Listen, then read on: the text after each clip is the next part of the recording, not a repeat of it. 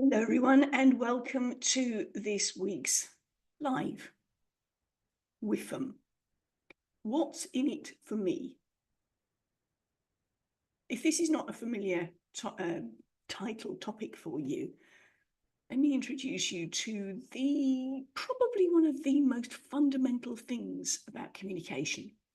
WIIFM, what's in it for me?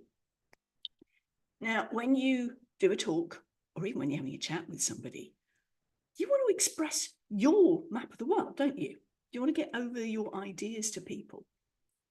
And much as we like to think we're altruistic and it's all about the other person, we don't want to be selfish, the brain's going, so what?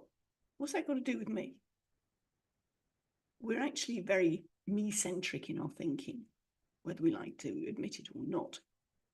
And the same goes for when you're doing a talk or even in a conversation like this, because you're probably thinking, well, so what? There you go. Good example of the WIIFM principle. What I'm getting at is what's in your head? How are you going to influence the person on the other end? They need to know that it's relevant to them.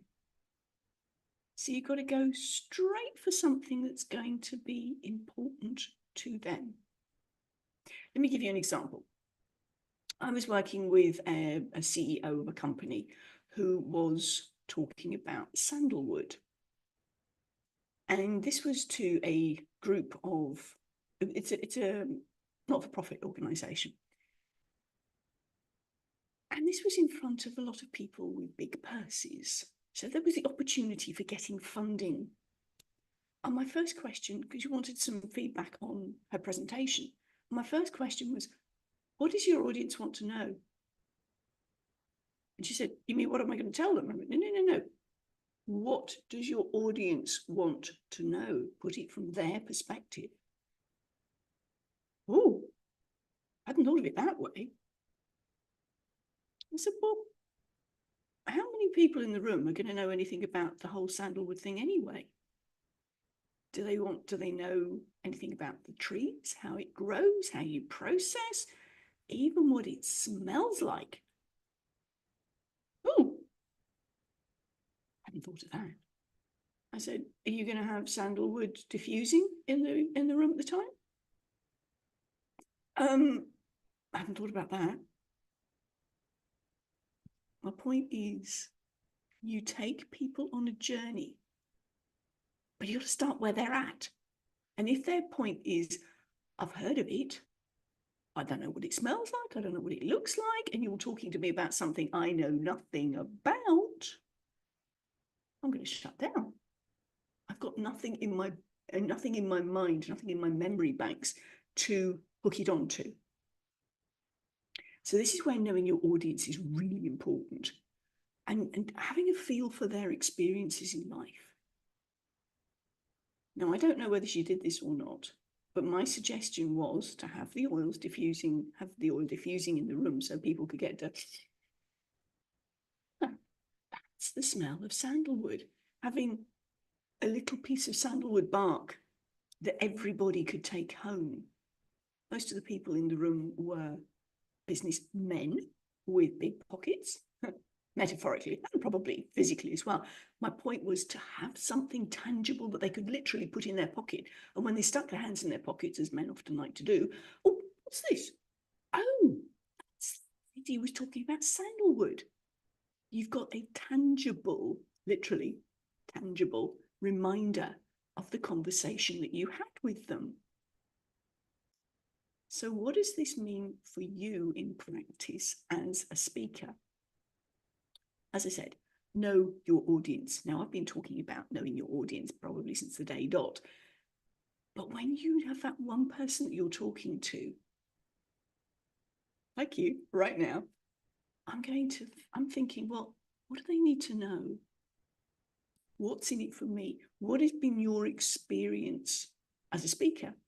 Have you managed to connect with all of your audiences, or have you missed at times? We all have, honestly. And when you see a sea of faces of doing this, or even worse, picking up a phone, you know you've lost people. So before you start your presentation, as you're working out what you're going to say, know exactly who your audience is. Who's that one person you're speaking to? What is their experience of your topic? Because if you're introducing something that is so different to them, like the sandalwood, you've got to start with where they're at. Because if you're here and they're there, how are you going to get them from there to there with baby steps along the way? So you start with where they're at. What is their experience of your topic? Bring them into something that they already know. And then you take them one step at a time closer towards what you're talking about. Now, it might not be a direct route, all in one go. This may be a nurturing situation. This is where your Q&A comes in. But you start off with something that is recognizable. Metaphors are great in this position. I've just given you one with the sandalwood. The audience did not know what she was talking about. The WIIFM principle. I've given you the sandalwood example so that you can see an illustration of WIIFM. Because if I just talked about WIIFM, you go, what is she on about? Bring it to something tangible, an experience that people already can relate to. Then you can take them one step at a time further on. So this is being a very quick exposition, if you will. There you go. Is that a word you know? Exploration, something that we've looked at in terms of the WIIFM principle. When you have your presentation to come, you know you're going to be talking to a group of people. Work out who it is. Get to know the audience. If you've got a presentation coming up in front of you, you've been asked to do a keynote, for instance. Research. Who is the audience? What do they know about my topic already? If you're doing this to, say, a business association, the examples that you're going to use of your process need to be ones that they are familiar with. Start with where people are at. Examples that they are familiar with. So get to know the company. Get to know things about the individuals who are going to be there. And if you can bring in named examples in a good way, edifying the people who are employing you, it's going to get you noticed. That's going to get you remembered for the right reasons and rebooked. Back to edifying people again. Remember? We were talking about that last week when we were looking at the podcasting. So this is a situation where you are being asked to do a talk. Know your audience. What is it that they want to know from you? Always start from their perspective. That may need you to come out of your skin and go into theirs. Look at your topic from their perspective. What is going to make sense to them? And you need to lead with what's in it for them to start with. So that's why this one was called WIIFM principle. Now, the best of, what did I call it? Successful communication. You want to be successful every time you open your mouth. So what's in it for the person you're speaking to? And this is not just about platform speaking, public speaking. You know, those belligerent teenagers? You've got to make it worth their while listening, because they're not going to listen otherwise. Okay, so what's in it for me? Think your topic.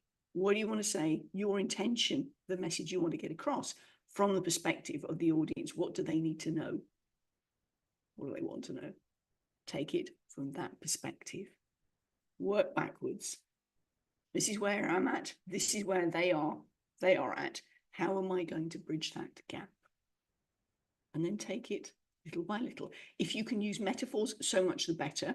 Examples of things that they already know, and take it logically and emotionally, one step at a time. Take them over that bridge of Disbelief. In fact, one of the things I like to do is actually say at the beginning, I'm going to ask you to suspend your disbelief at the moment, because I might be saying things to you that you go, yeah, no, nah, that's not my experience. Well, no, it's not. But that's the invitation I have for you. Put that to one side for me. Come with me and let's work out where you're at the moment and how we get forward. Okay, now I've labored this point quite a lot, which my point is, what's in it for me? Know your people. What is it they want to know about your topic? And go from there. Start with examples of things that they already know, and then you can take them along the bridge, if you will, to where you want them to be. That's what I got for you this week. I would love to know how you're going to apply this. Principles are one thing. Practice is something entirely different. Have fun this week, and do let me know how you put your WIIFM principles to work. For now, bye from me.